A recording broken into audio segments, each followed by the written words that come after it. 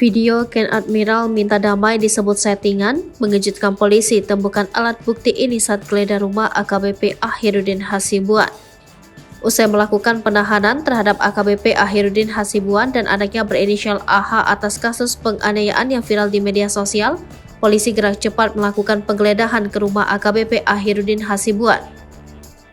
Dari hasil penggeledahan ini, polisi menyita 2 alat bukti yakni airsoft gun dan CCTV dari rumah AKBP Akhirudin Hasibuan.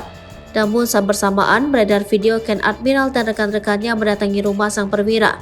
Video yang direkam pada Desember 2022 namun baru menyebar pada Rabu 26 April 2023 atau sesaat Aditya dan ayahnya ditetapkan bersalah. Menanggapi ini, ibu korban Ken Admiral yakni Elvi Indri membantahnya. Video itu settingan yang dibuat dan diminta AKBP Akhirudin setelah AH menganiaya korban Ken Admiral.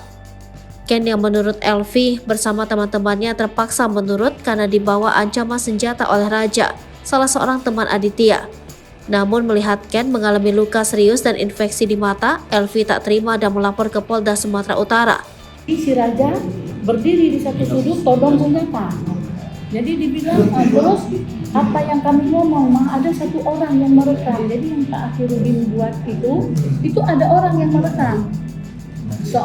Tampak di video yang beredar itu, AKBP Akhirudin Hasibuan terlihat sangat bijak menasehati Ken agar sabar dan jangan berkelahi.